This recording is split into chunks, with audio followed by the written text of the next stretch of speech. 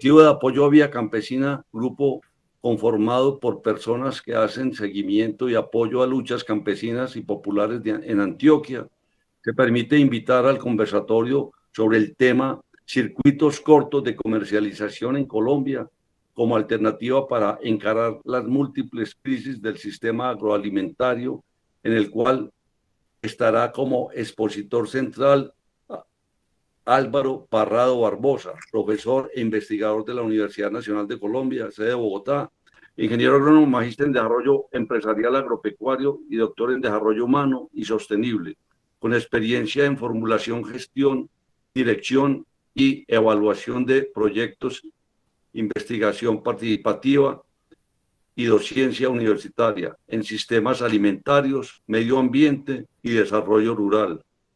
Miembro activo del Grupo de Investigación en Gestión y Desarrollo Rural, GIGDR, y de 4 redes internacionales relacionadas con la alimentación y el desarrollo rural.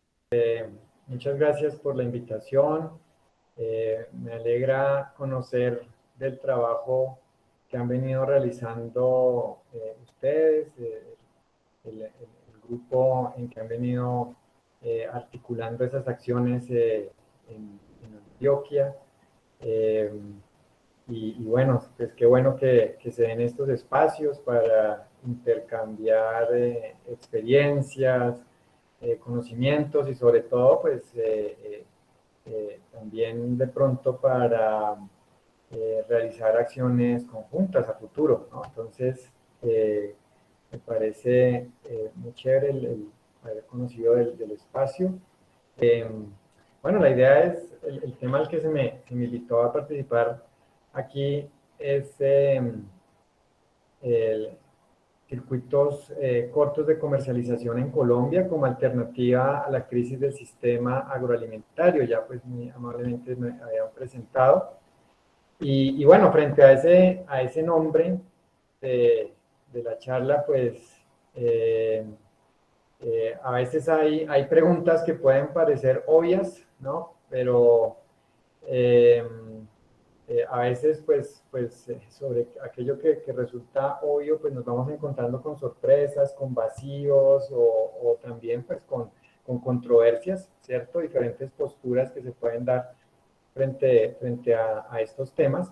Y uno es, bueno, si hablamos de crisis del sistema agroalimentario colombiano, de múltiples crisis del sistema agroalimentario colombiano, pues una primera inquietud sería, bueno, realmente nuestro sistema agroalimentario está en crisis, ¿cierto? Y me parece, bueno, tal vez depende de a quien se le pregunte. Y la pregunta sería, bueno, si estamos de acuerdo o no en que el sistema agroalimentario está en crisis o en múltiples crisis. Y muy brevemente, pues, ¿no? Obviamente haciendo una gran abstracción, una gran síntesis, ¿por qué? ¿Por qué afirmamos que nuestro sistema agroalimentario está en crisis?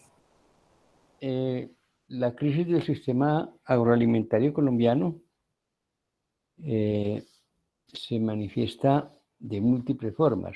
La primera es la estructural, que es el sistema minifundio-latifundio, que es un sistema que es perverso para la producción de alimentos, porque el latifundista tiene la tierra como una alcancía y la explota con la menor inversión posible y el menor costo en mano de obra. O sea que lo que más persiguen ellos es la ganadería extensiva. La agricultura agroindustrial, pues que es el Valle del Cauca con la caña, está dedicada en este momento, más que a producir azúcar para el consumo, está dedicada a producir azúcar o materia prima para los combustibles de vehículos. El etanol, en el eje bananero, el banano que se produce allí de manera agroindustrial, pues en grandes empresas, tiene como objetivo la exportación y lo que se va al mercado nacional es la boleja, es decir, el rechazo que ellos tienen. Los cultivos de alimentos, pues tienen en algunos casos, como la papa, grandes cultivadores en Cundinamarca y Boyacá, pero en lo fundamental son cultivos de economía campesina con pequeños predios que hacen muy difícil sobre todo la comercialización y la producción misma. Hay otro problema que es otro problema estructural, que es el problema de la asistencia técnica. Para los pequeños y medianos productores de alimentos en Colombia hay dificultades desde hace 30 años en la asistencia técnica, en la medida en que bajo el modelo neoliberal se desmontaron los servicios de asistencia técnica gratuitos que tenía el Estado a través del ICA y a través de la Secretaría de Agricultura, a través del INCORA y mismo SENA. Ese es un problema estructural, y el tema de investigación, desde que terminó ICA como institución estatal y el programa Madrid, los productos alimentarios de economía campesina y de canasta básica no han tenido prácticamente investigación adicional. La tecnología con que se trabaja es una tecnología basada en insumos agroquímicos que son altamente agresivos para el medio ambiente y para la salud del productor y del consumidor. El acceso al crédito en el sector de economía campesina es muy limitado porque hay un problema de legalización de tenencia.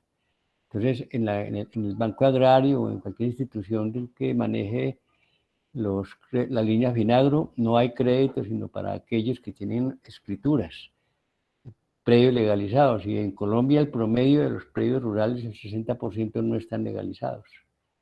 El otro elemento que es muy estructural es también el problema de la infraestructura. La red vial veredal en Colombia es una red de verano, cuando existe. En invierno, en épocas de invierno, y ahora pues los inviernos, por ejemplo, aquí en Antioquia, son una semana, 3 días de invierno intenso, 2 días de medio verano, vuelve el invierno intenso, y eso afecta la movilización de alimentos, de productos, de insumos y de personas. La infraestructura de transformación en Colombia es perfectamente inexistente en los municipios, en los 1000 y pico municipios colombianos, que el Estado haya montado sistemas de transformación y de cosecha de productos. El problema que aparece como más evidente, que vive más el campesino, que se manifiesta de manera más tenaz, es el problema de la comercialización. El sistema de mercadeo colombiano está basado sobre 6, 7 centrales que controlan los mayoristas. O sea que el sistema de mercadeo está en favor de los mayoristas y en contra de los productores en general, sobre todo los pequeños productores. El nivel de organización de los campesinos, yo no sé si en Colombia, pero en Antioquia, solo cubre, según el estudio de la FAO del año 2014-2015, solo cubre el 6% de la oferta, campesinos que tengan cooperativas. Hay muchas organizaciones, pero fundamentalmente están dedicadas a medio ambiente, al manejo de acueductos, pero la comercialización y la producción son muy pocas realmente, y son organizaciones que el 1 de enero existen y el 31 de diciembre no existen. Es decir, en Secretaría de Agricultura decíamos, bueno, ¿cuántas organizaciones vamos a crear este año? Para ver cuántas tenemos que borrar a fin de año, porque ya no existen. Cuando hacen los trabajos, organizaciones campesinas se cuestan 400, 300, pero esas están activas el 10%. Entonces el problema de organización es otro problema fuerte, el del crédito, el del mercadeo, y el otro problema que es también dominante estructural es la política agroalimentaria concebida por el neoliberalismo, que es la política de la seguridad alimentaria, que parte de considerar que lo importante es que estén ahí los alimentos disponibles, no importa si vienen de la China o de Japón o de Estados Unidos. Esos serían para mí, o son para mí, los problemas fundamentales. A eso agreguen el tema de la violencia, ¿cierto? Hasta ahora en este paro se viene a manifestar una violencia contra líderes sociales urbanos, aparte, pues, porque los sindicatos siempre han tenido persecución, pero en este momento, a partir de este paro, estas jornadas de este año, se manifiesta una violencia agresiva con paramilitares a nivel urbano, pero los campesinos la han sufrido desde hace 60 años. En ese sentido, Eso afecta a los liderazgos. Ser líder en el sector rural colombiano no es fácil, sobre todo de economía campesina. Líder de Faegán es fácil, pero líder de economía campesina es muy difícil. Así, eso sería para mí una síntesis de la problemática nuestra. Y el problema de la importación de alimentos es que ya vamos por sobre los 14 millones, según dice un diario como La República, no lo está diciendo la izquierda exactamente, sino La República, que es el periódico de los empresarios de la Bolsa de Bogotá y del Sindicato Antioqueño, entre otras cosas. Entonces, ese es el panorama que yo puedo mirar sobre la crisis del sector agroalimentario. Puede haber alimentos, pero hay otro problema grave, que es el acceso, es decir, el acceso, los salarios, los ingresos de la gente hacen que, como dicen ahora, la gente pasó de 2 comidas a 1. Entonces también hay un problema de acceso por problema de ingresos y de distribución. Yo dejo ahí por ahora. Yo solamente quería como preguntar o hacer este comentario alrededor del sistema agroalimentario, si lo podemos ver como uno solo en el país o si más bien sería necesario también hacer una identificación de los distintos sistemas alimentarios que pueden coexistir y cómo se interrelacionan.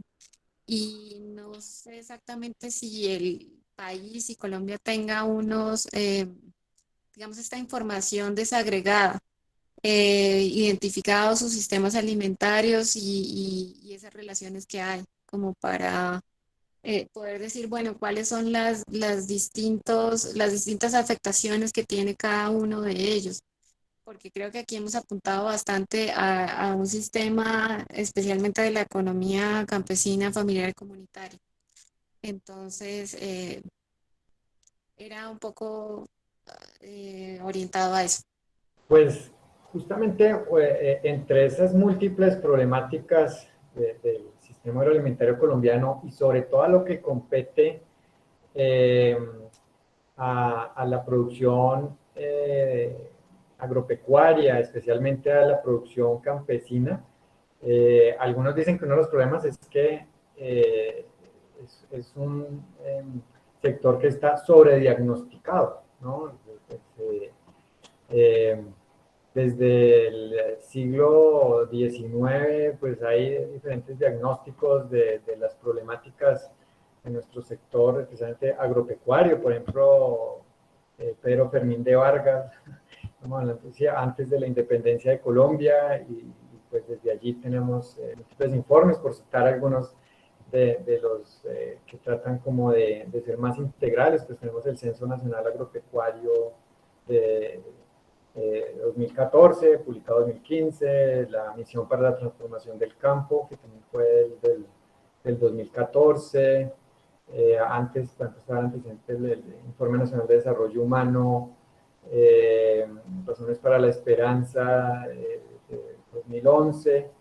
Entonces, bueno, digamos que hay desde diagnósticos de problemáticas puntuales a estos que tratan de englobar muchas cosas, ¿no? Pero realmente hay bastante información. Entonces, bueno, cuando hablamos de sistema agroalimentario, dentro de su enfoque clásico, digamos, estamos hablando de producción, que esa producción puede ser en fresco o procesada, ¿no? De los alimentos, la distribución, comercialización, y bueno, estos son datos ya de Censo Nacional Agropecuario 2014. Hay que decir que pues ese censo llegó 40 años después de no tener un gran censo, ¿no? Que nos diera una información integral del sector agropecuario colombiano. Para ese censo, Jorge empezó comentando el tema del minifundio y el latifundio. Ahí esa discusión pasa un poco, o mejor, digamos, el lenguaje cambia, ¿no? Sobre pequeños, medianos, grandes predios, y pasas a hablarse de las unidades de producción agrícola, las UPAs, ¿no? Entonces se dice lo que interesa cuando estamos pensando en producción agropecuaria es donde efectivamente se realiza la producción. Y a veces las personas pueden vivir en una finca, pero esa finca no es productiva y puede que tengan sus cultivos en una parcela, un lote en otra parte. o que una persona, una familia tenga varios lotes productivos, o viven en una finca pero son los administradores, no son los dueños. Bueno, entonces para un poco como salir adelante, organizar mejor, pues la justificación que da el DANE, la información, entonces tienes la unidad de producción agrícola, ¿no? La parcela, donde efectivamente se realiza esa producción. Entonces, aquí ya algunos las conocen. Predios, aquí tenemos primero a la izquierda las UPAs, la distribución de las UPAs, unidades de producción agrícola, o lotes o parcelas productivas, o ganaderas, agrícolas, ganaderas, por tamaño. Entonces ahí tenemos que las que tienen, bueno, y en color como fucsia están los territorios étnicos, porque el censo se hizo con ese enfoque diferencial, teniendo dos datos aparte para resguardos indígenas, territorios colectivos de comunidades afrocolombianas, y el azulito es el total nacional, Censo Nacional Agropecuario. Entonces vemos cómo predios UPAs de más de 1.000 hectáreas son alrededor del 0,2% del total. De más de 500 hectáreas siguen siendo muy pocas, más de 0,2 hectáreas, mientras que las menores de 5 hectáreas son alrededor del 71%. Los datos pues muy similares también para los territorios de comunidades indígenas y afro. A la derecha ya entonces tenemos las UPAs, distribución por el área que ocupan. Entonces, aquí ¿qué pasa? Que esas muy poquitas UPAs que tienen más de 500 hectáreas, resulta, y aquí entonces vamos a mirar, este es el color verde, total nacional, ocupan el 74% de esa área rural censada, ¿no? Es decir, esos latifundios, usando ese lenguaje, efectivamente el latifundio, que es menos del 0,4% del total de predios productivos, ocupa el 74% del área, ¿no? Mientras que esos predios, que son la mayoría menores de 5 hectáreas, donde efectivamente está el campesinado, y buena parte también de las minorías étnicas, y que es donde se produce la mayor parte de los alimentos, estamos hablando del sistema agroalimentario, ocupan alrededor del 2% del total del área, ¿no? Entonces, sí, efectivamente, ahí está el tema, efectivamente, de la concentración de la tierra, como uno de esos puntos nodales, corazón, de nuestra crisis. Es, digamos, cuando hablamos de estos problemas, hay unos que son estructurales, efectivamente, otros son más emergentes o coyunturales, ¿no? Más de pronto de mediano o corto plazo, pero este es uno estructural, ¿no? Este es uno estructural que se da desde la invasión española, con el que tuvimos las encomiendas, las grandes haciendas, y que pues también es la génesis de nuestra violencia, de nuestro conflicto armado. Está allí, ese problema no solucionado de la concentración de la tierra, y que se evidencia aquí en las cifras del mismo gobierno nacional, en el Censo Nacional del 2014. Y también, para ese mismo año, Misión de Transformación del Campo nos decía aquí en la parte de abajo, un índice de Gini para concentración de la tierra de 0,86, ¿no? Si fuera de 1, significaría un solo predio tendría el total nacional. ¿Cómo está utilizada ese suelo? Entonces, bueno, en Colombia todavía tenemos más del 56% del territorio en bosques naturales, selvas mejor, y el 38%, 43 millones de hectáreas en uso agropecuario. El resto está en otros usos, entre los cuales estaría el uso de suelo urbano. Entonces, más del 90% de Colombia sigue siendo rural. Y en esa, ya lo que es la tajada de uso agropecuario, tenemos el 80% en pastos y rastrojos, es decir, en ganadería, y el 20% en producción agrícola. Este es el uso. Si lo miramos por vocación de esos suelos, pues debería ser todo lo contrario, ¿no es cierto? Por vocación de uso del suelo, el 80% su vocación es agrícola y solamente el 20% debería estar en ganadería. Entonces, esto está ligado al latifundio. Ese latifundio, pues es principalmente, muchas veces ligado, por ejemplo, a lo que es la ganadería extensiva. Que esa ganadería extensiva no es que, vamos a ver ahora, no somos una potencia ganadera, sino sencillamente es para apropiarse, justificar, digamos, esa tenencia de esas grandes extensiones. Y bueno, pues por allí está el fantasma de la expropiación, ¿cierto?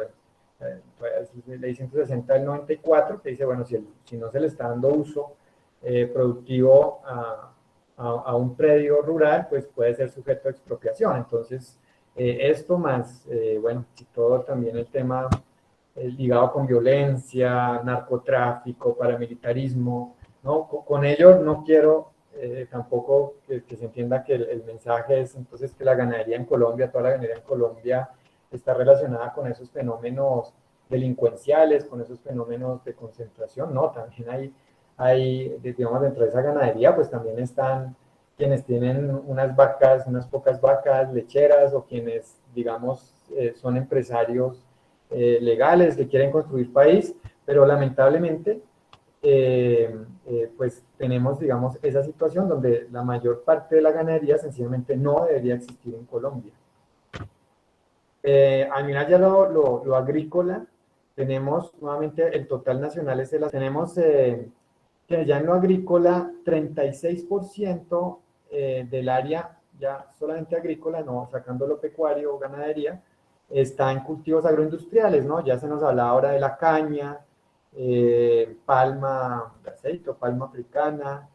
Entonces aquí, que pues buena parte de esa producción no es alimentos, estaría por fuera del sistema agroalimentario, por ejemplo, lo que va para más llamados biocombustibles o agrocombustibles, ¿cierto? Lo que hay en algodón, bueno, no todo esto es alimentos. Seguido por una producción importante de tubérculos y plátanos, mucho más importante si ven la proporción pues en los territorios étnicos, que sí pues estamos hablando principalmente de alimentos. Y si nos vamos a hortalizas, verduras y legumbres, sé que por aquí hay nutricionistas, personas de pronto del área de la salud, que pues base de la alimentación, ¿cierto? Las recomendaciones pues se producen en menos del 5% de esa área agrícola, después de descontar ese 80% que está con vacas, ¿no? Bueno, al mirar esto ya no en áreas, sino en dólares, esto es un comparativo de 1990 y 2012, donde la parte de arriba, la verde, es lo que aporta ¿no? a ese Producto Interno Bruto la ganadería, versus lo que aportan los cultivos de ciclo largo y los cultivos o agroindustriales principalmente, y los cultivos de ciclo corto, donde va a estar la mayor parte de nuestros alimentos, maíz, hortalizas, la papa. Entonces vemos cómo, pues, obviamente los que más aportan en dinero son esos cultivos de ciclo largo, de tipo agroindustrial, pero fíjense en lo poquito que aporta la ganadería, ¿no? Entonces, para ocupar el 80% del área agrícola, pues es totalmente, digamos, marginal, uno podría decir lo que se está aportando allí. Bueno, tenemos también una situación de pobreza, ¿cierto? Tanto en nuestro país como en nuestro sector rural. Nuestro sector rural se habla entre un 24% a un 30% de la población colombiana es rural. Estos son datos, unos del DANE, otros de la Misión para la Transformación del Campo, que utilizaron diferentes métodos de medición. Eso equivale más o menos a 2,2 millones de personas, que incluyendo sus familias son alrededor del 80% de la población rural. O sea, la mayor parte de la población rural siguen siendo productores agropecuarios, especialmente campesinos. Que mirándolo desde el punto de vista de pobreza, ahora tenemos dos índices de pobreza, ¿cierto? Multidimensional y monetaria, que era el clásico. Por multidimensional tenemos 37% estarían en pobreza multidimensional en zonas rurales, o el rural disperso o resto, que a veces se llama el DANE, versus 12% en el área urbana, ¿no? Entonces ahí vemos esa desigualdad que sigue existiendo entre zonas rurales y urbanas. Territorios étnicos, este es dato del 2014, 65% en pobreza. Sin embargo, desde pobreza monetaria, el último dato que nos dio el DANE es de 42,9% en zona rural versus 42,4% en las zonas urbanas, digamos, por pobreza monetaria, tendríamos, ¿no? Mirando sobre el tema del ingreso, tendríamos que, pues se ha venido reduciendo ese índice y sobre todo la diferencia. Pero fíjense, estos dos datos, ambos son del DANE y pues queda uno un poco loco, diría yo, por la diferencia tan contrastante que hay entre si se mide pobreza multidimensional, que es más integral, a solamente monetaria. Tenemos una población rural que se está envejeciendo, ¿cierto? Donde vemos pues que la base de la pirámide, que es aquí la más clarita, la otra es la de 2005, pues tenemos ya pocos niños frente a jóvenes, especialmente frente a adultos mayores que han ido creciendo. Entonces tenemos un mayor índice de envejecimiento de la población. Hay 51, casi 52 adultos mayores por cada 100 menores de 15 años y más de 70 en zonas como Boyacá, Cundinamarca, Quindío y Bogotá, ¿no? Entonces, esto hace pues que cada vez tengamos menos personas que produzcan esos alimentos. Sí, se nos habla también de asistencia técnica, bueno, acceso a servicios o activos productivos. Tenemos de que esos hogares rurales, solamente el 36% tiene algún tipo de acceso a la tierra, sea propia, arrendada, usufructo. Solamente el 4% han recibido asistencia técnica, solo el 5% crédito y el 5% tienen o han tenido de momento riego. Al totalizar esto nos da que el 63% de los hogares rurales nunca han recibido ninguno de estos servicios del Estado, servicios básicos para la producción agropecuaria, especialmente el acceso a la tierra, obviamente. Un servicio solo del 20% y los 4 servicios menos del 2%. Bueno, desde el punto de vista ambiental, pues son muchos los problemas ambientales que generan inseguridad alimentaria y nutricional, que sería ese último eslabón del sistema agroalimentario. Por el tiempo, pues no vamos a ampliar cambio climático, degradación de suelos, pérdida de biodiversidad o agrobiodiversidad, para ser más específicos, estrés hídrico o digamos, falta de oferta de agua, erosión cultural, conocimientos que se van perdiendo en torno a los alimentos, diferentes agentes contaminantes.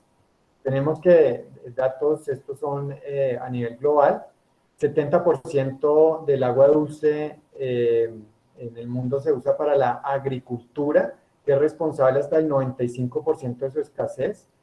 En los países pobres ese uso llega al 90%, mientras un tercio de la población no tiene acceso al agua potable.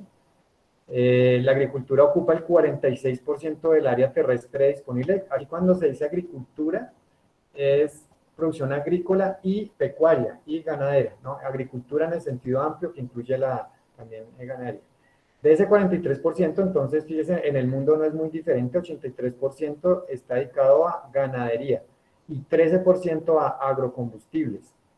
La agricultura consume el 30% de la energía planetaria, genera el 26% de los gases de efecto invernadero, el 78% de la eutrificación, digamos, contaminación orgánica de cuerpos de agua, y el 32% de la acidificación o de la pérdida de fertilidad de los suelos. Entonces, es decir que nuestro sistema agroalimentario depende de factores ambientales, ¿cierto? Para poder hacer la producción de alimentos, pero a la vez es nuestro sistema agroalimentario el que genera los mayores impactos negativos a nuestro planeta. ¿Qué es lo que genera también mayores impactos negativos? La producción de carne. Para producir 1 kilo de carne bovina, de vacuno, carne de res, se necesita un consumo de 15.500 litros de agua. Eso no es que se lo tomen las vacas, sino desde los pastos, los riegos de los pastos, todo el proceso agroindustrial. Esa es la huella hídrica. Genera 16 kilogramos de dióxido de carbono como gas de efecto invernadero. Para ese solo kilo de carne se utilizaron 8 metros cuadrados de tierra. Además, estos son datos para Inglaterra. y 6 kilogramos de cereales y 2.400 kilocalorías digamos, de energía que se consumieron para producir ese kilo de carne. Frente a vegetales, como digo, arroz, que pues van a ser un consumo mucho más bajo. Entonces, dentro del sistema agroalimentario, lo más insostenible es la producción de carne, o uno podría decir, quien determina la producción es el consumo. Entonces, es el consumo de carne el principal factor de insostenibilidad del sistema agroalimentario.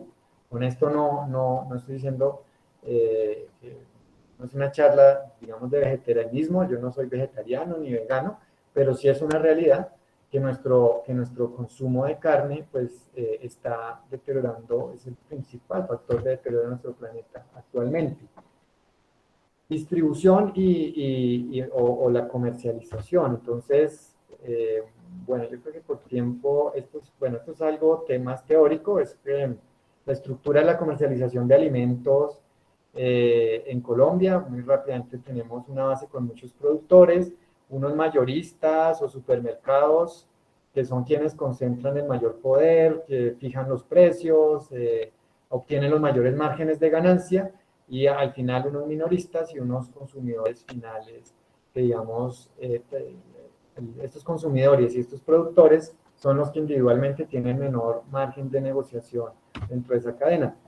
A nivel global, pues no es muy diferente. 8 empresas dominan alrededor del 80% de la industria de alimentos y bebidas, datos de Oxfam. Nuevamente datos de Colombia, aquí ver nuestra estructura también de cómo se comercializan los alimentos. 48% sigue siendo mercado tradicional, mayorista, ¿no? Centrales de abastos. Esto es en amarillo los hipermercados, en gris los supermercados, y aquí vemos cómo han crecido las tiendas de descuento, el famoso de uno, Ara, Justo y Bueno, ¿no? Entonces, cómo han venido creciendo en los últimos años. Y tenemos mercados independientes y otros, dentro de los cuales estarían lo que vamos a hablar ahora al final, circuitos cortos de comercialización. A nivel del consumo tenemos, según la ENSIM 2015, Encuesta Nacional de Situación Nutricional, 54% de la población nacional está en inseguridad alimentaria. Para zona rural, que pues, bueno, yo siempre esta palabra de resto para el sector rural es un poco chocante, pero así es como está en la ENSIM. El 64% está en situación de inseguridad alimentaria. Entonces ahí está la paradoja. Quienes producen los alimentos son los que tienen mayor inseguridad alimentaria. Al mirarlo discriminadamente, las mujeres tienen mayor inseguridad alimentaria que los hombres. Regiones como la costa atlántica, Orinoquía, Amazonía también tienen mayor. Si es indígena, afro, también se va a tener mayor inseguridad alimentaria, y obviamente se tienen menores ingresos. También tenemos que el 34% de los alimentos que producimos van para la basura sin haberse consumido, pérdidas y desperdicios de alimentos, que equivale a casi 10 millones de toneladas, especialmente en productos perecederos, ¿no? Se dice, bueno, si eso no fuera a la basura, con toda la pérdida ecológica que también eso implica, si no fuera a alimentar a quienes no pueden acceder a esos alimentos, pues podríamos superar, incluso cumplir el objetivo de desarrollo sostenible de hambre cero. Pero bueno, esto más ocurre es por nuestra lógica de mercado, una lógica neoliberal, donde pues por términos de competencia muchas veces, por ejemplo, es preferible guardar los productos, no cosecharlos, dejarlos perder porque los precios están bajos, por ejemplo. Crisis actuales, impactos del COVID-19. Se decía el COVID iba a generar hambrunas al principio, la gente corrió a los supermercados. Bueno, realmente pues no se presentaron afectaciones significativas en producción y disponibilidad de alimentos. Incluso vimos más bien fenómenos de sobreoferta en Colombia, agricultores vendiendo sus cosechas en la carretera. Seguimos viendo ese apoyo del gobierno a grandes superficies, no a circuitos cortos de comercialización, redes alimentarias alternativas. Y el incremento de la pobreza, ¿no? El informe FAO 2020 decía que una parte de la población colombiana, más del 60%, pasó de 3 a 2 comidas diarias en adultos. También se dice, otra de las crisis actuales, y se sigue viendo en los noticieros masivos, es que fue por el paro, ¿no? Por el paro nacional, por las protestas, entonces se dispararon los precios de los alimentos, ahora hay unos subsidios para atender a esos empresarios afectados por el paro nacional, bueno, sin desconocer, claro, que hubo unas afectaciones, sobre todo, obviamente el cierre de las carreteras afecta. Pues tenemos, por ejemplo, estos reportes del DANE en pleno paro nacional, bajaron los precios de las verduras, frutas, tubérculos, además se pudo movilizar una mayor cantidad de carga por corredores viales. Entonces ahí vemos, bueno, ¿a quién le creemos? ¿Al DANE o a nuestros medios de comunicación y a la presidencia de la República, ¿no? Ya para cerrar con esta parte de diagnóstico, esto es solo el Banco Mundial, bueno, perdón, el Banco Mundial no, el Foro Económico Mundial hizo un estudio de cuál serían escenarios futuros del sistema agroalimentario global. Entonces tenemos uno, insostenibilidad, fíjense en la ganadería, todo esto, acabando el planeta. Tenemos otro escenario aquí abajo donde unos pocos privilegiados en una burbuja, una cápsula de cristal y el resto sin recursos y en una situación de hambre. Tenemos otro que es el futuro, digamos, podríamos decir, positivista, el futuro que le apuesta a la tecnología, ¿cierto? Entonces la biotecnología, las tecnologías de la información, la conectividad, pues va a democratizar el sistema agroalimentario y todos vamos a poder acceder apropiadamente a los alimentos. Y un último escenario que es el de lo local es lo nuevo global, ¿no? Y es territorios, digamos, donde la producción y el consumo de los alimentos estén cerca, sostenibles, pues son los que van a realmente tener una mejor situación en el planeta frente a territorios que agoten sus recursos naturales con sistemas agroalimentarios insostenibles. Entonces, fíjense como una entidad como el Foro Económico Mundial, donde se reúnen los empresarios más ricos del mundo y los países más ricos, pues ya digamos que hacen este escenario prospectivo y ven que realmente en fomentar nuestros circuitos cortos de comercialización, no adelantando lo local, es que realmente está el futuro de la sostenibilidad del planeta. Bueno, pasemos entonces a circuitos cortos de comercialización y redes alimentarias alternativas. Decíamos aquí como alternativa a esos problemas de crisis del sistema agroalimentario. Entonces, aquí en esta diapositiva solo estoy mostrando como muchos tipos de circuitos cortos de comercialización que tenemos. De pronto los más populares, los mercados campesinos, farmers markets, las ferias locales, compras públicas locales de alimentos, redes de intercambio y trueque, redes de consumidores, canastas solidarias, mercados agroecológicos, en otros países la local food, food miles, slow food, markets, bueno, tenemos como todos estos modalidades. Son una alternativa. Aquí, por ejemplo, traigo un ejemplo de los mercados campesinos que se hacían en Bogotá, en Paro, los cortes de comercialización frente a agricultura familiar. El caso de los mercados campesinos, tenemos que van más allá de los beneficios económicos, mejoran los ingresos a través de diferentes estrategias, interacción directa entre el productor y el consumidor, incidencia política en la obtención de recursos de financiación, apoyo logístico. Quienes participan en estos circuitos cortos, específicamente en mercados campesinos, compensan los costos adicionales de tener que ir a vender en la ciudad, en la cabecera municipal, aunque tienen una alta fluctuación, ¿no? Unos van a ganar más que otros según la distancia, acceso, disponibilidad, pero en general el ejercicio es positivo. No van a vender la mayor parte de sus productos porque en un mercado campesino o en una canasta solidaria normalmente se venden pequeñas cantidades, pero digamos que aumentan su capacidad de negociación frente a otros canales de comercialización, entonces sus ingresos globales van a aumentar.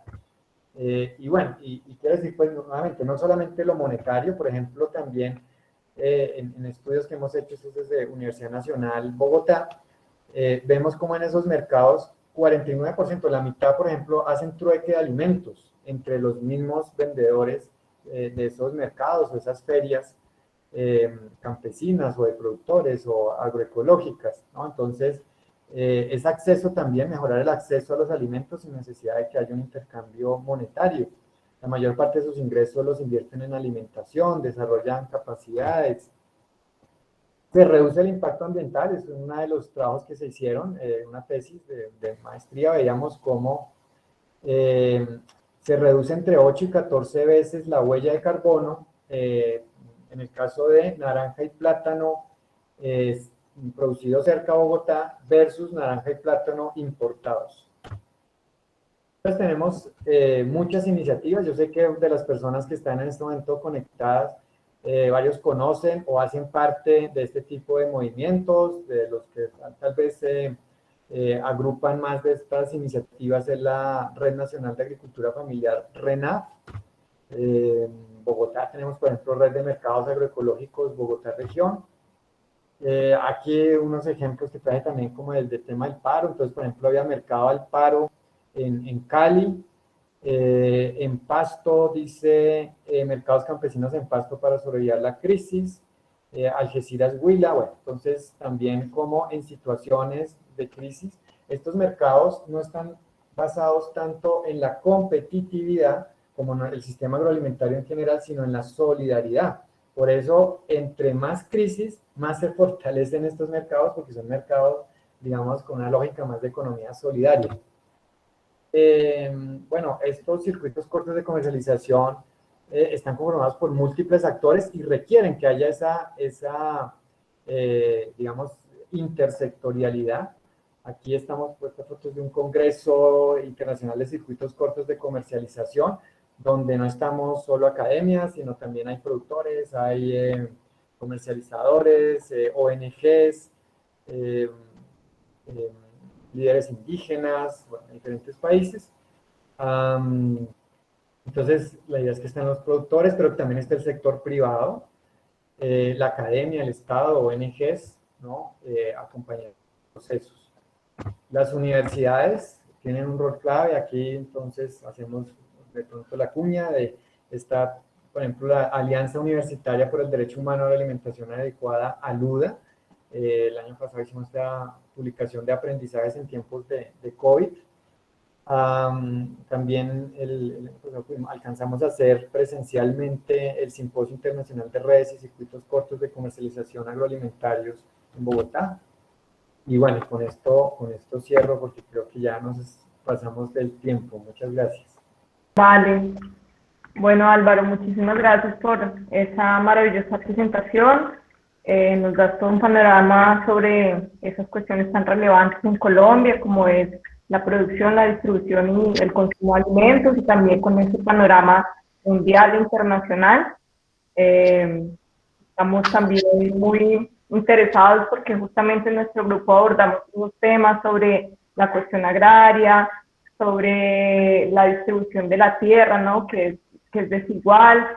Justamente el campesinato que está bajo unas condiciones de pobreza monetaria y multidimensional muy complicados, y lo más importante pues de estos circuitos cortos de comercialización es que nos dan esa mirada de conectar el campo con la ciudad, porque justamente tanto en las zonas urbanas como en las rurales pues hay estas mismas dificultades, y específicamente pues lo que se ha visto con la pandemia es que lo urbano ha tenido un impacto mucho más grave en términos de desempleo y de aumento de la pobreza y el hambre.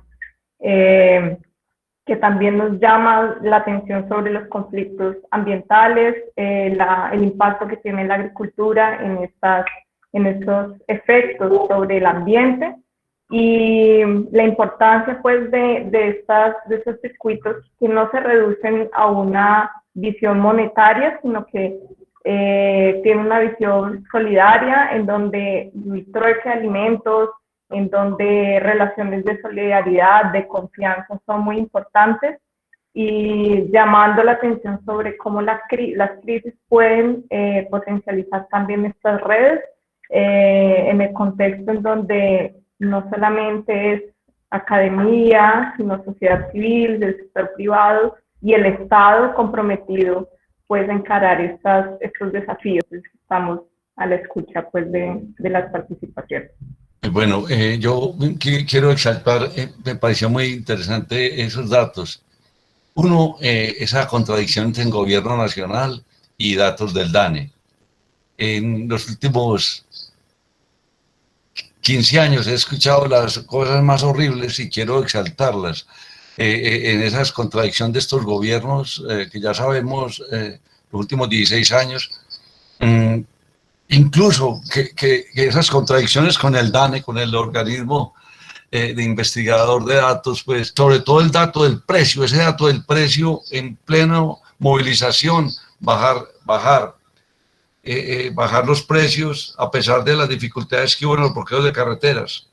Ese dato hay que exaltarlo en términos de que nunca esos medios se retractaron de esos datos, desacreditando las marchas y la movilización. Creo que debemos sacar esa conclusión y ojalá exponerla donde más podamos, de esas conclusiones de esos datos que usted mostró aquí, para exponer esa desinformación. Yo pienso que más que desinformación es un atropello a la movilización social. Sí, lo que yo quería era señalar que en Medellín se tiene en convenio con FAO, tanto la alcaldía de Medellín ha intentado en los últimos 2 gobiernos, inclusive en este, construir unas redes de comercialización entre tenderos de las comunas, sobre todo la comuna oriental, comuna de Campo Valdés, y los campesinos de los corregimientos de Medellín, San Cristóbal, Santa Elena, Altavista. Y eso ha presentado pues unos resultados satisfactorios mientras se está desarrollando el proyecto, pero cuando termina el proyecto se termina la función, porque los proyectos tienen duración fija, 6 meses, 1 año. No sé, usted mencionaba lo de Bogotá, pues Bogotá es un hambre, las redes que ya crearon. Yo quisiera saber hoy de Lucho Garzón, y que le dieron continuidad a los otros, pero ¿en qué está hoy ese proyecto de Bogotá sin hambre y ese intento de conectar las zonas de producción que abastecen a Bogotá con los barrios, con las tiendas y con los consumidores?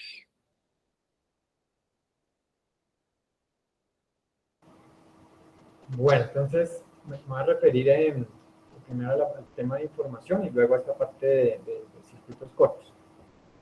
Sí, uno podría decir dentro de esta de múltiples crisis del sistema agroalimentario, bueno, está la crisis de información, ¿no? Y eso nos lleva a que cada vez es como más difícil saber en qué creer y qué no, porque no solamente es como el tema de las noticias falsas y todo esto que las redes sociales y toda la información a la que se tiene acceso, digamos que permite que se tergiverse la información, que se digan cosas falsas, sino que las mismas fuentes supuestamente oficiales o de mayor prestigio también en muchas ocasiones presentan información errónea, información falsa, información incompleta, y muchas veces además de forma deliberada, ¿no? O sea, eso no es que se les pasó el dato o que hubo un error técnico, ¿no? Es que efectivamente pues muchas veces lo que se quiere es ocultar la pobreza o resaltar ciertos logros del gobierno de turno. Bueno, esto pues es también algo que puede haber sido histórico, pero que en este momento que hay tanto flujo de información, pues hace que sea muy difícil muchas veces vislumbrar. Y lamentablemente cuando vemos que esas fuentes oficiales, que desde el gobierno, desde el DANE, a veces realmente esa información no es totalmente verídica, no es totalmente confiable, pues ahí como que decimos, entonces, ¿qué hacemos? ¿En qué creemos? ¿No? Si ustedes ven, por ejemplo, el último censo del DANE, que ahí desaparecieron, no recuerdo ahorita la cifra exacta, pero era casi 1 millón tal vez de población indígena, que fue por las demandas que interpusieron los líderes indígenas, las organizaciones indígenas, que el DANE tuvo que reconocer el error y subirle ese milloncito de personas indígenas que se habían quedado por fuera, ¿no? Entonces, sí, realmente pues allí nos vemos, y si pues vamos a los medios masivos de comunicación, peor, ¿no? Porque, así no, como estamos en el mundo neoliberal, es pecado mencionar con nombre propio una empresa, pero Caracol, RCN, los grupos Santo Domingo, Ardila Lule, Sarmiento Angulo, pues nos tienen altamente desinformados y presentan pues la información que más les conviene, los Gilinski con semana, ¿no? Entonces, realmente pues estamos en una situación de desinformación muy alta, y por ello pues por ejemplo creo que la academia más que nunca pues tiene un rol muy importante de producir información objetiva, veraz, ¿cierto? Frente a esa desinformación general, los medios alternativos de comunicación, ¿cierto? Es decir, pues unas alianzas que tenemos que hacer entre quienes producen la información, quienes la divulgan, pero desde la objetividad, porque también a veces hay desinformación, digamos también desde movimientos de izquierda, también hay muchas veces que pues se sesga cierta información para desprestigiar al gobierno, qué sé yo, y también entonces pues caemos en el mismo error de no presentar información objetiva y veraz. Bueno, sobre el tema de circuitos cortos, sí, en Bogotá tenemos el proceso que se inició frente a la alcaldía de Luis Eduardo Garzón, a pesar de Lucho Garzón, porque él, digamos, inicialmente cerró las puertas a los movimientos campesinos indígenas que querían fomentar los mercados campesinos, y haciendo medidas de hecho que fue justamente hacer mercados campesinos sin autorización, ¿no? Invadir la plaza del Consejo de Bogotá, invadir la plaza de Bolívar con el mercado campesino, a ver si la policía los echaba. Mediante esas medidas, de hecho, lograron tener un espacio en la alcaldía Lucho Garzón en la formulación del Plan Maestro de Abastecimiento de Alimentos y Seguridad Alimentaria de Bogotá 2006-2019, y posicionar los mercados campesinos como una estrategia del Plan Maestro, que después de haber llegado a integrar más de 2.000 familias campesinas de 4 departamentos de la misma ruralidad de Bogotá, más de 120, 130 municipios, pues llega el gobierno de Peñalosa, trata de eliminarlos, finalmente no puede, el consejo digamos que no tumba el acuerdo que blindaba a los mercados campesinos, y pues tenemos lo que hay actualmente, que más o menos en esta alcaldía un poco se ha mantenido, y es un proceso que es más o menos una tercera parte de lo que fue antes, pero antes era un proceso liderado por las mismas organizaciones campesinas, hoy en día es un proceso un poco más burocrático, más pues liderado por la misma alcaldía de Bogotá. Pregunta de Jacqueline, que escribe de la vereda Mortiñal de Fomique, Cundinamarca, es que bajo el contexto de oscilación de precios de los alimentos en el mercado y siendo las tecnologías una herramienta para agregar valor, ¿por qué se tiene cierta resistencia a la adquisición de tecnologías? ¿Qué factores han influenciado y para que eso ocurra? ¿Será la educación? Si puedes responder esa pregunta entonces.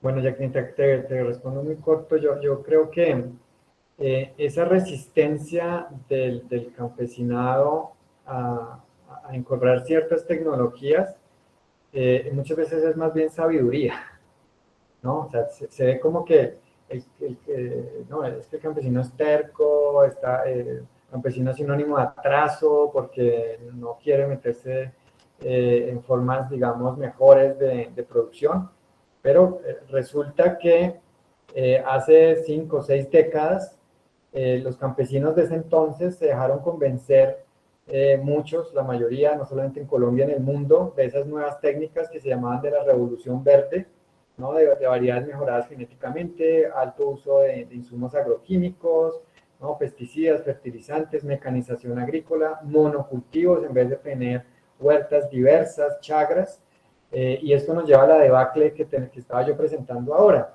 Entidades prestigiosas como Federación Nacional de Cafeteros les dijeron tumben los árboles porque el café tiene que estar a libre exposición, se generó el desastre ambiental y ahora Federación Nacional de Cafeteros dice no, el mejor café es en sombrío, hay que sembrar nuevamente árboles.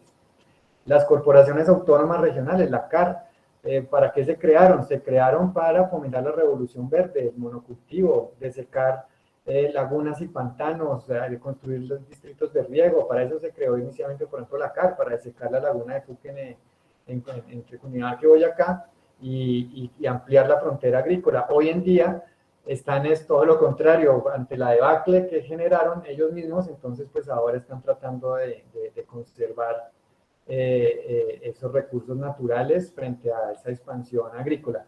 Entonces, uno diría, ¿de qué tipo de tecnologías estamos hablando? ¿Son convenientes o no? Porque muchas veces, más bien, esa resistencia, digamos, gracias a esa resistencia, seguimos siendo un país con soberanía alimentaria.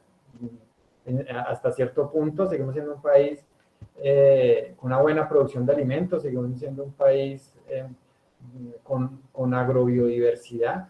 ¿Sí? Si esos campesinos de las anteriores décadas y los actuales hubieran seguido los consejos de esos asistentes técnicos, de tantos colegas agrónomos, ¿no? Pues en este momento tendríamos un sistema agroalimentario arrasado. Hola, sí, muy buenas noches para todos y todas. Bueno, muchas gracias pues por la oportunidad de participar en este evento tan importante.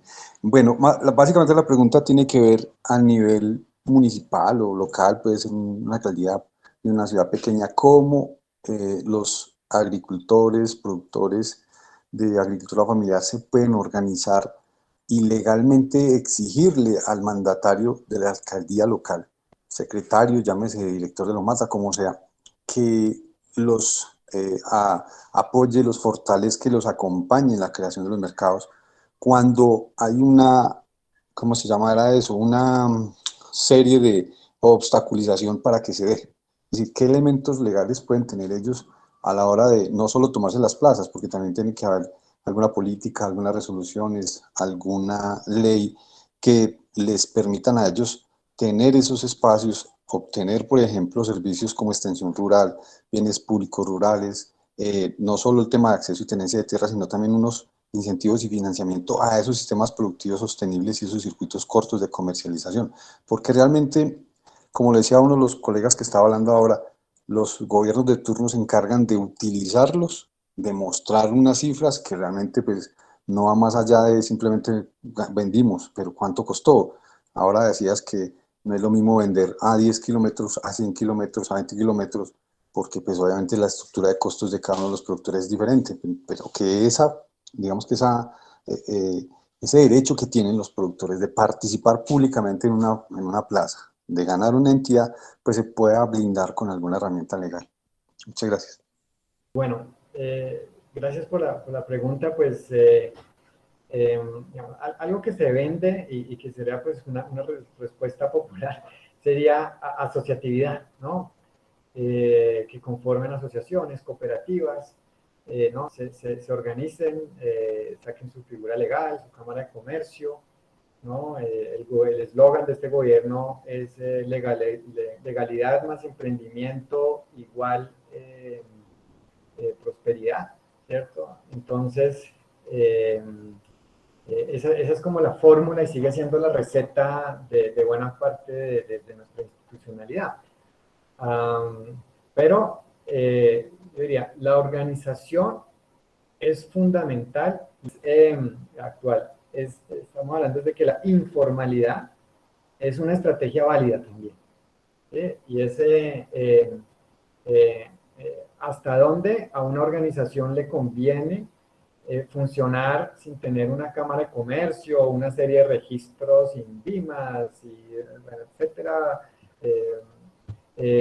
versus trabajar con la cédula, ¿cierto? Y uno de los grandes fracasos que se ha tenido, por ejemplo, en lo que son compras directas del Estado, por ejemplo, a campesinos, ha sido exigirles todos estos requerimientos legales. Cuando tenemos Brasil, que es líder en esto, pues el Estado le compra a personas que venden con la cédula. O sea, el documento es la cédula, ya el resto es confianza, ¿sí? Entonces, yo diría, lo que no sería vender la formalidad, la legalización como la solución, ¿no? Y sobre todo esa asociatividad cooperativa, ciertos legales, como la solución para fortalecer estos circuitos cortos.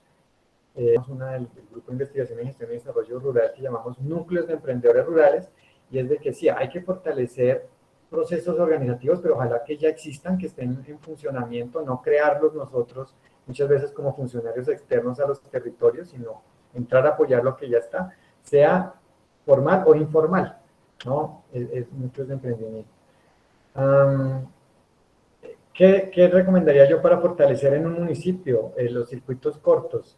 Entonces, uno, con esa visión de apoyar los procesos, así sean informales, ¿no? Esas señoras que están organizadas produciendo quesos, los productores de mora, bueno, en fin, los jóvenes que les gusta de pronto el ecoturismo, el agroturismo, pero que hacen también artesanía. Bueno, entonces, es apoyar esas iniciativas, pero sin forzarlos a que vayan a la Cámara de Comercio, sin forzarlos a estas cosas, ¿no? Y por otro lado, ahí sí, desde el punto de vista ya más formal, acuerdo municipal. Eso es como una fórmula que ya ha funcionado bien en varios municipios, en otros no tanto, y es que, pues la idea es que los consejos municipales saquen unos acuerdos.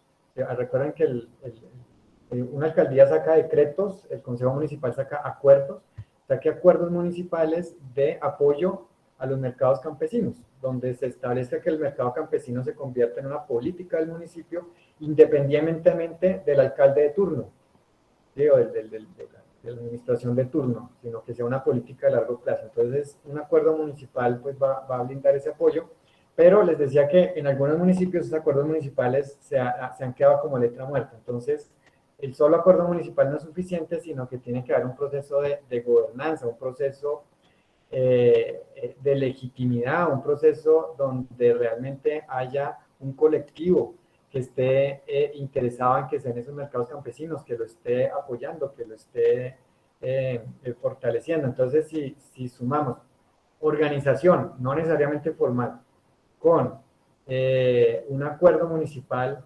que blinde ese apoyo a los mercados campesinos, ahí yo creo que tenemos como una fórmula ganadora en los municipios. Y ya de ahí para adelante todos los demás apoyos, la gestión que se puede hacer de conseguir otros apoyos para esos mercados campesinos. En Colombia, por ejemplo, se tiene el decreto 464, ¿no? Que fortalece, pues, que identifica y fortalece la agricultura campesina, familiar y comunitaria. Y me acuerdo que en algún apartado en ese decreto aparecía algo como de sistemas participativos de garantías. Y me parece un tema fundamental y muy importante dentro de ese sistema participativo de garantías que se pueda fortalecer en Colombia sellos participativos de orgánicos, ¿no? Porque muchas veces en esa certificación, pues las empresas terceras son las que quedan, pues se hacen el negocio y muchas organizaciones, muchas asociaciones y cooperativas no pueden acceder a ese sistema de sellos orgánicos, sino es a través de un sello participativo, como en la experiencia que se tiene de Brasil. Inclusive también el reconocimiento de la agroindustria campesina, familiar y comunitaria. Entonces quería preguntarte qué avances se ha tenido a partir del decreto, qué se ha construido y cuáles tú identificas que son esos gargales, esos desafíos, esos impedimentos que aparecen, ¿no? Para que eso no se implemente. Un poco hablando de que justamente pues muchas figuras o muchos procesos pues se toman o se catalogan como ilegales, pero pues son así porque no hay forma, no hay respaldo jurídico, no hay normativa que respalde justamente esos procesos más informales. Entonces, ¿cómo trascender y cómo apoyar eso, cómo fortalecer ese proceso, específicamente con sellos participativos dentro de ese sistema participativo de garantías y agroindustria campesina, familiar y comunitaria? Gracias. Bueno, yo creo que ahí escuchaba la pregunta, reflexionaba de que Yo les decía que los circuitos cortos de comercialización están más basados en una lógica de la solidaridad, no de la individualidad competitiva del neoliberalismo. Y por ello, entonces, también requieren de una normatividad diferente, ¿no? La mayor parte de nuestra legislación, caso agropecuario, agroindustrial, de alimentos, está basada en una lógica neoliberal, una lógica de la competencia individual. Y esa lógica no funciona para el circuito corto de comercialización. De hecho, en la medida que estos circuitos cortos han venido cogiendo fuerza, no solamente en Colombia, sino en el mundo, pues muchas de estas grandes empresas privadas, tratando de no perder ningún segmento de negocio, que no nos pierda un solo cliente, sino antes acumular y acumular más, pues han tratado también de mimetizarse, de decir, no, es que nosotros también le compramos directamente a los agricultores, entonces con el gobierno, el Ministerio de Agricultura, entonces no, tenemos el modelo de agricultura por contrato, donde nosotros le compramos directamente a los campesinos, o ya vemos también algunos empresarios privados, ¿no?, con esta lógica neoliberal que crean sitios bonitos donde supuestamente venden mercado artesanal, mercado de origen, mercado, ¿no? Pero que finalmente realmente no lo son o no tienen muy bien, digamos, como la lógica, y ya he visto algunas de estas iniciativas que han fracasado. Entonces, sí, necesitamos otro tipo de lógica, y uno de esos puntos es cómo garantizamos la calidad. Entonces, ya cuando nos pensamos en lógica solidaria, circuito corto de comercialización, ya esto del INVIMA, del sello INVIMA, de esta lógica de inocuidad desde la empresa privada, se va desdibujando, ¿no? Y entonces, sí, aparecen los sellos de confianza, y ese, bueno, cómo desde nuestra organización, así sea informal, nuevamente lo indico, decimos, nosotros garantizamos que este producto es campesino, que este producto es agroecológico, que este producto es orgánico, que este producto es inocuo, ¿sí? Porque nosotros desde nuestra organización, nuestros procesos, verificamos, no sé qué, y eso le da una confianza al consumidor. Entonces ahí aparecen, sí, esos sistemas o sellos participativos de garantías. También algunas universidades, ONGs también se han metido como en esa onda de certificar desde esa confianza. Y ahí también comienza a entrar el gobierno en contradicción, ¿no? Pues, el derecho es posterior al hecho, ¿no? Entonces, bueno, ahora ¿cómo regulamos esto? Entonces aparece, no, vamos a apoyar los productos con denominación de origen, y tenemos el caso del bocadillo veleño, por ejemplo. Entonces se dice, para hacer bocadillo veleño debe estar envuelto en hoja de bijao, ¿sí? Pero resulta que el INVIMA dice que el envase de un alimento tiene que ser inerte, eso dice la norma del INVIMA. Ah, bueno, el bijao es una hoja, no es inerte. Entonces, por un lado, el mismo gobierno, el Ministerio de Comercio, Industria y Turismo, le dio la categoría de denominación de origen y tiene que tener la hoja, y por el otro lado, no, tiene que ser inerte, tiene que ser plástico, porque el plástico es lo que garantiza la inocuidad, ¿sí? Algo parecido está pasando en México con los sistemas participativos de garantías. Entonces, ya hay una legislación nacional de sistema participativo de garantías, entonces ahora el debate es, no, es que el sistema participativo de garantías es la misma gente, desde los movimientos sociales, desde las organizaciones, que tienen que dar el sello de confianza, y no un sello que el gobierno. Ya en México está en la discusión. Y entonces, bueno, ahí entramos a ello, pero sí es, definitivamente, circuitos cortos de comercialización necesitan una lógica diferente, y ahí funcionan muy bien, que sean los mismos procesos sociales quienes certifiquen la calidad de los productos. Y no sé si ya estaremos cerrando, por aquí también veo una pregunta de Catherine sobre el papel de la mujer rural, sobre economía familiar, seguridad alimentaria, economía rural. Bueno, pues, lo primero es que cuando hablamos de agricultura y sobre todo de producción de alimentos, pues estamos hablando de mujeres rurales, la invención o descubrimiento de la agricultura, pues, principalmente fueron las mujeres, ¿cierto? Dentro pues, de esos roles, ¿no? Históricos, dados al cuidado, por eso la huerta, la chagra, muchas veces está más vinculada es a la mujer, mientras que el cultivo comercial, la ganadería, más al hombre, ¿no?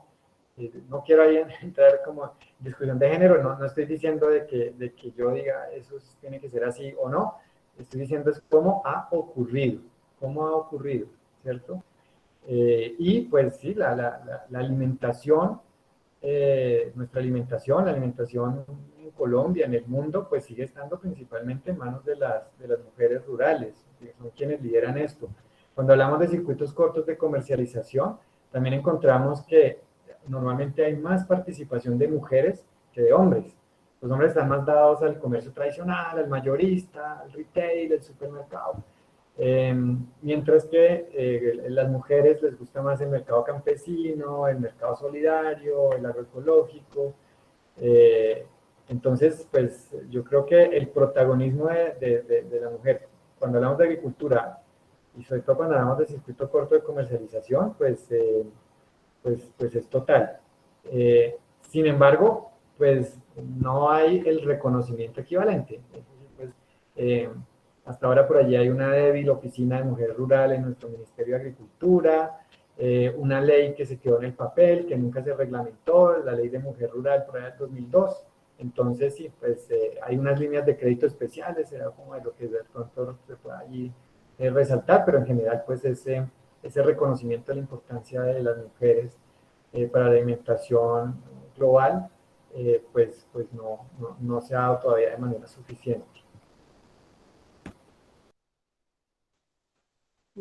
Álvaro, me llamó mucho la atención el tema de el porcentaje que interviene en la oferta en comercialización, el porcentaje que interviene en las organizaciones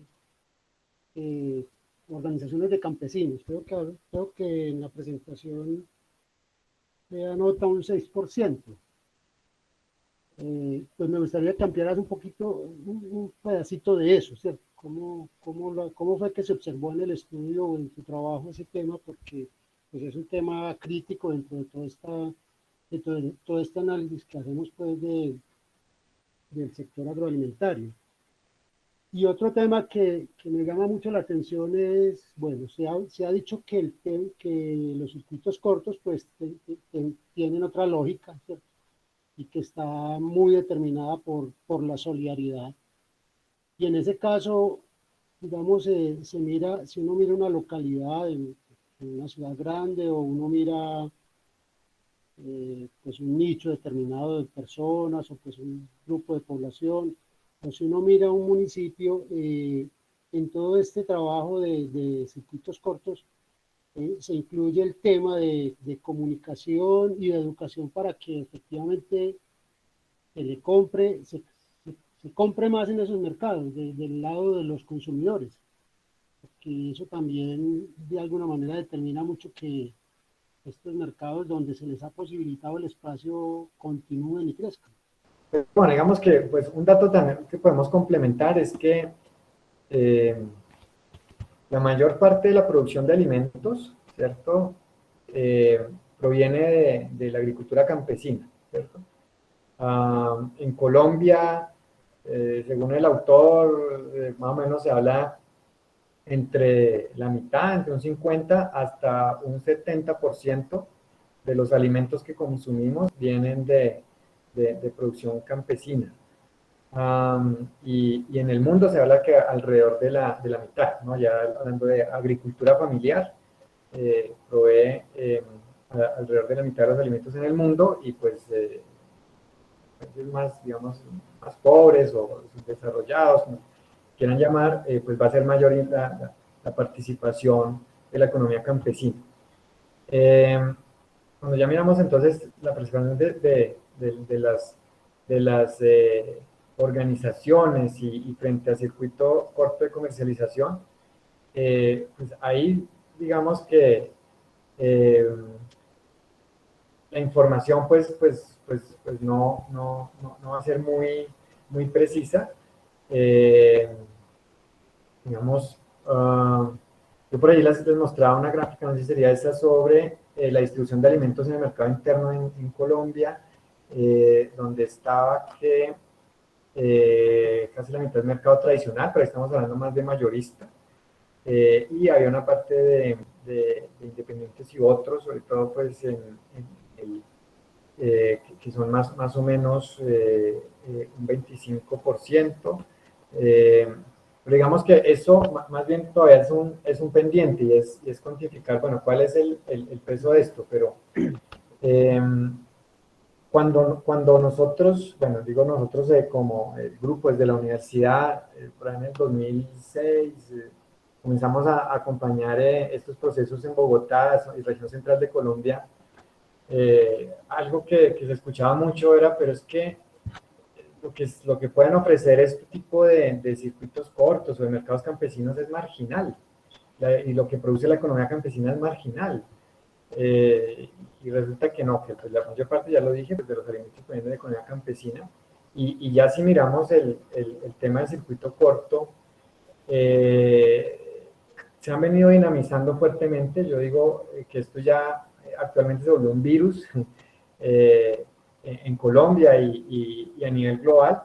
Creo que en Colombia fue muy importante ese proceso que se dio, que comentábamos, 2004 a 2017 más o menos, mercados campesinos de la región central de Colombia, y cuando entra la administración de Peñalosa a frenarlos, lo que hicieron es que se dispersaron por el país, ¿no? Porque más bien habían pocos procesos o no muy visibles, y actualmente yo diría que casi que ya en este momento la mayor parte de los municipios en Colombia tienen algún tipo de proceso de circuito corto de comercialización, y ya si vamos mirando municipios grandes o ciudades intermedias y las capitales, pues muchos más procesos. Entonces creo que sí,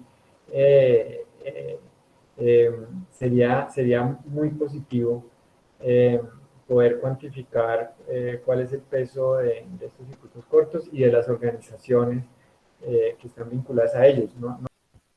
No son muchas las organizaciones. Cuando uno va a mirar, pues, las formalizadas, porque pueden ir muchos convocados a los mercados campesinos, pero no las organizaciones. Esas son las que creo que coincidimos en que faltan muchas. Sí, desde el punto de vista formal, hace ya unos años la Cámara de Comercio de Bogotá publicaba que el 95% de las empresas que se registran en la Cámara a los 5 años han fracasado. Digamos que o la cerraron o quebraron o no están en ley de quiebra.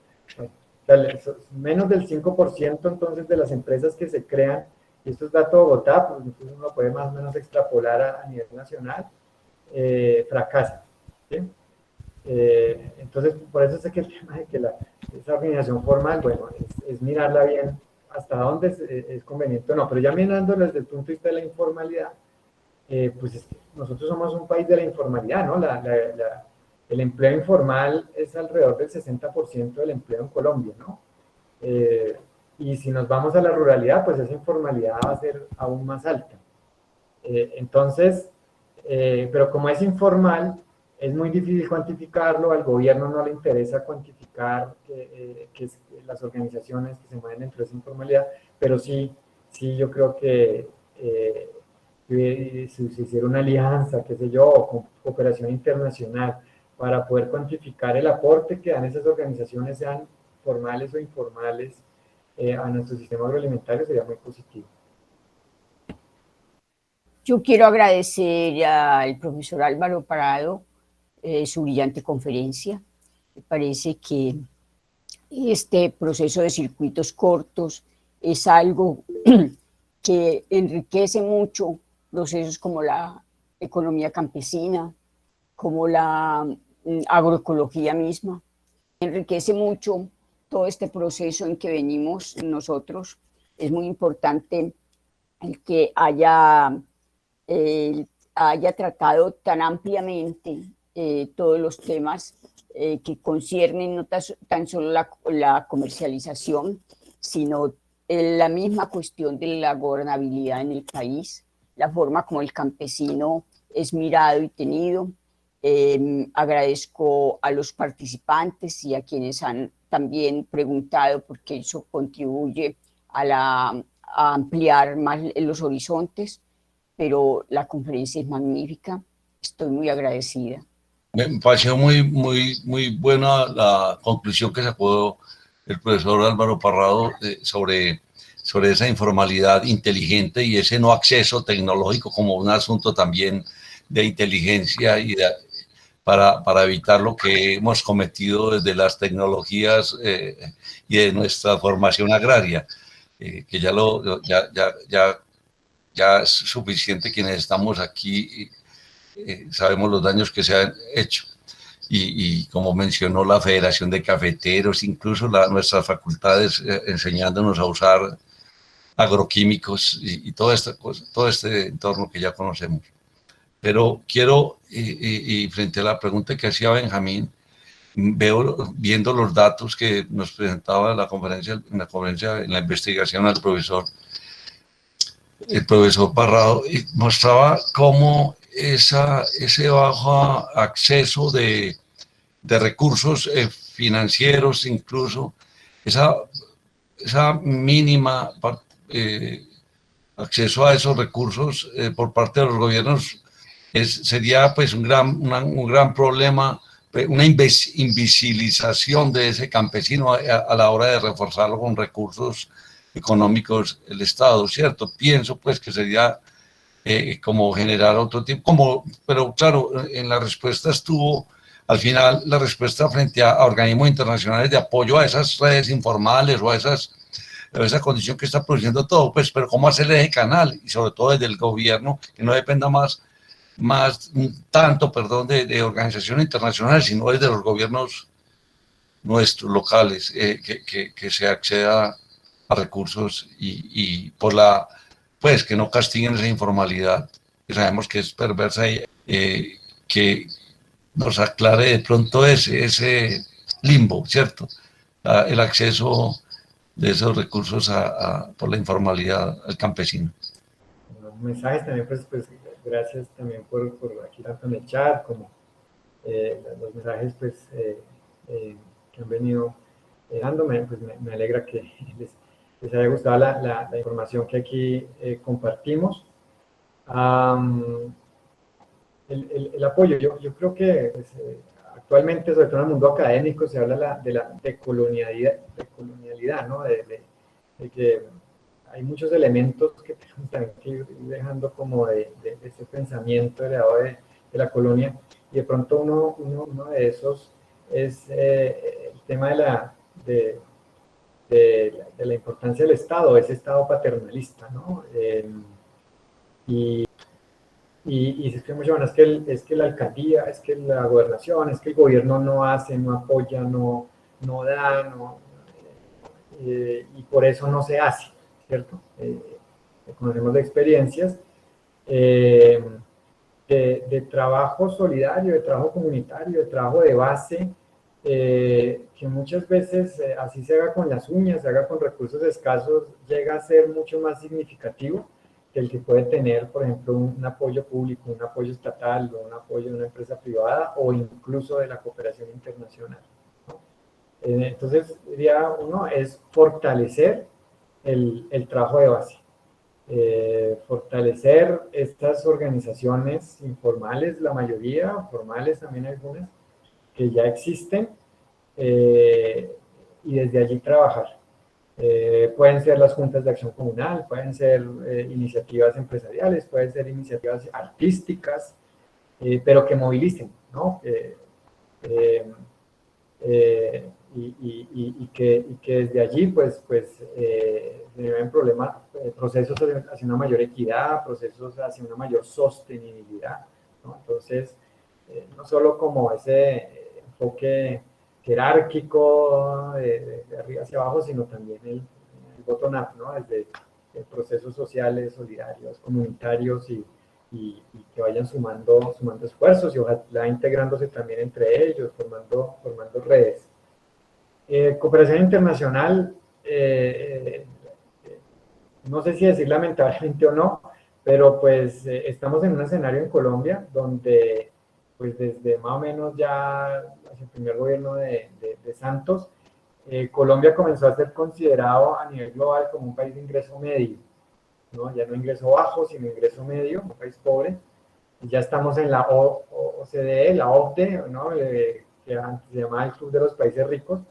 Y eso hace que como supuestamente ahora somos de clase media o clase media alta, pues la cooperación internacional está saliendo de Colombia. ¿Sí? Se ha reducido fuertemente o incluso ya algunos países han retirado sus oficinas de Colombia, creo que por el caso de la cooperación británica. Entonces, más bien, entonces ya el escenario de cooperación internacional, sé que pues yo también lo mencioné como alternativa, cada vez es más difícil, o por lo menos dentro de la cooperación internacional clásica, que es países ricos apoyando países pobres. Pero pues ahora más bien ha venido cogiendo mucha fuerza la cooperación sur-sur, ¿cierto? Entonces, ¿cómo nos apoyamos con otros países latinoamericanos que también tienen deficiencias, que no tienen plata, digamos, en muchos casos, o puede que la tengan más o menos, pero que si lo que queremos es, por ejemplo, compartir experiencias para fortalecer procesos, queremos hacer una mayor incidencia frente a nuestros gobiernos, pues esa cooperación sur-sur pues va a servir mucho. Entonces, es también como innovar, ¿no? Como esa misma búsqueda de recursos, de gestión de recursos, también mírala ya entre otras lógicas, ya no tan jerárquicas, de pronto, digamos, a veces, otras lógicas también neoliberales, sino cómo es de la solidaridad, entre los procesos comunitarios, cooperación con otros países de situaciones similares, podemos fortalecernos. Y bueno, de pronto ya también un mensaje que yo quisiera dejar es apoyar nuestros circuitos cortos de comercialización, apoyar nuestros mercados campesinos, indígenas, agroecológicos, plataformas virtuales, pero que compran directamente a campesinos o directamente campesinos. Hay organizaciones campesinas que se han venido empoderando y ya tienen hoy en día su sitio en internet, por ejemplo.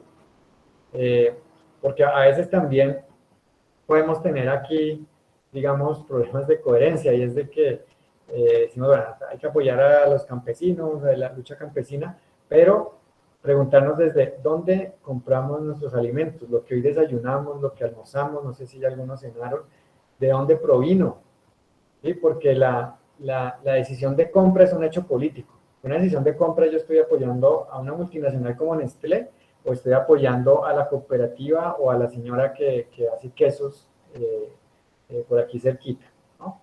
Entonces... es que comer es un acto político. Correcto. Entonces, es eso. Entonces, también apoyar esos procesos, no solamente desde el pensar, desde el discutir, sino desde la acción, pero esa acción desde la cotidianidad. Muchos comentarios aquí en el chat, muy agradecidos todos. Escribe Aini Economías Vecinas desde Neiva, que es una organización de consumo responsable, modelo de gestión de mercado en circuitos cortos de comercialización, para en un futuro pues, poder tener la oportunidad para conversar nuevamente. Y los otros compañeros también agradeciendo mucho tu conferencia, muy buenas reflexiones. Quería aquí hacer una pequeña propaganda también. Para la próxima semana vamos a tener en el espacio al doctor Carlos Duarte. Él va a darnos la conferencia sobre Paro Nacional 2021, el Estado contra la sociedad, y aguardamos todos ustedes. Nuevamente muchas gracias y esperamos encontrarnos nuevamente.